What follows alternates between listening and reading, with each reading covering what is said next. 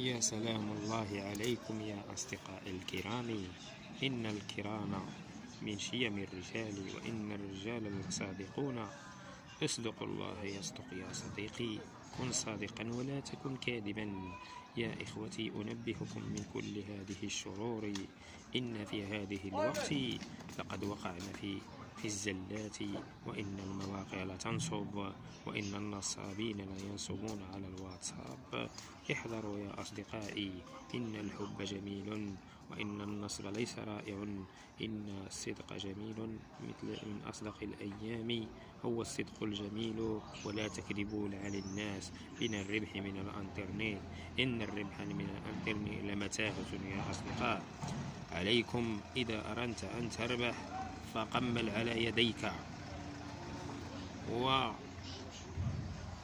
يدك وتوكل على الله